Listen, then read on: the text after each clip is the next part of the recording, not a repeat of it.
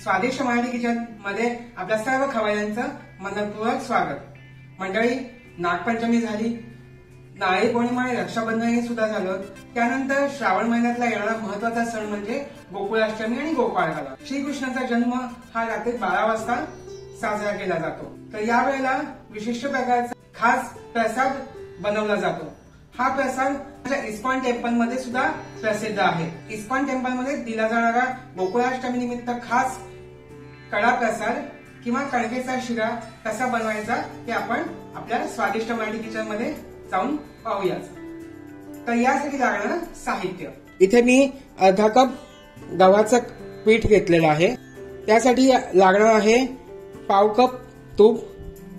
आपल्याला गरजेनुसार आपण तूप वापरू कमी किंवा जास्त वापरू शकतो। इथे मी पाऊण कप पाणी घेतलेलं आहे। त्यानंतर पाऊण कप गूळ, स्वादानुसार वेलची पूड, बदामाचे काप आणि या शिऱ्याला एक दाणेदार टेक्स्चर येण्यासाठी अर्धा कप दूध घेतलेलं आहे। चला तर सुरुवात करूया आपण कणकेचा शिरा बनवण्यासाठी। प्रथम नॉनस्टिक कढईमध्ये आपण हे पाव कप तूप घेणार आहोत। आता आपल्या इथे तूप गरम झाले आहे।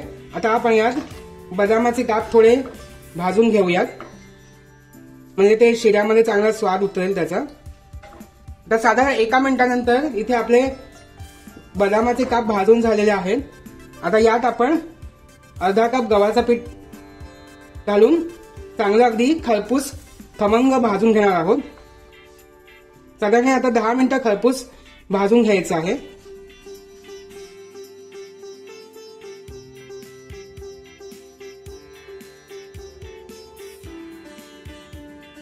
आपलं गव्हाचं पीठ इथे भाजून होतोय, तोपर्यंत आपण इथे गूळ आणि पाणी गरम करून घेऊया।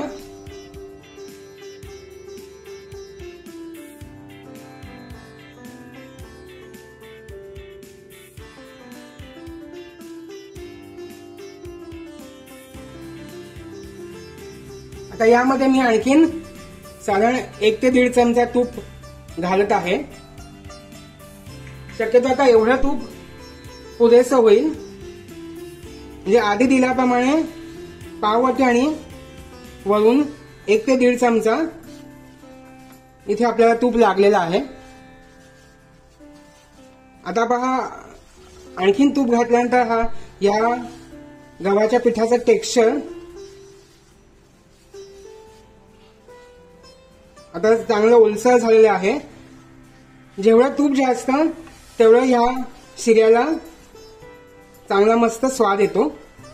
आता इथे हे गव्हाचं पीठ भाजून साधारण 5 ते 7 मिनिटं झालेली आहेत। आता यात आपण थोडं थोडं दूध घालायचं आहे, म्हणजे या शिऱ्याला चांगला रवाळ टेक्स्चर येण्यास मदत होते। आणि आता परत भाजून घ्यायचं आहे।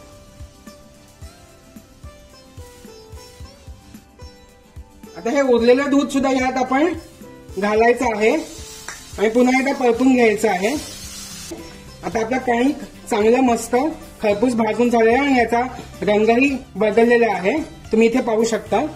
गुळ पाण्यामध्ये चांगला विरघळला आहे आणि पाण्याला चांगली उकळी सुद्धा आलेली आहे। आता आपण गॅस बंद करायचा आहे। हे गुळाचं पाणी आपण ह्यात घालून घेणार आहोत। हे चांगलं आटेपर्यंत हा शिरा चांगला आटवून घ्यायचा आहे। यात गुठळ्या राहता कामा नये।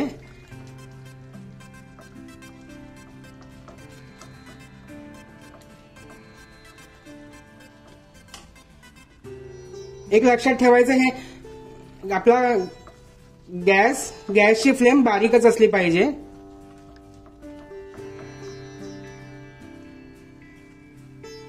पहा, अगदी 1 मिनिट भरातच हे पाणी आपलं आटलेलं आहे आणि आपला शिरा चांगला तयार झालेला आहे।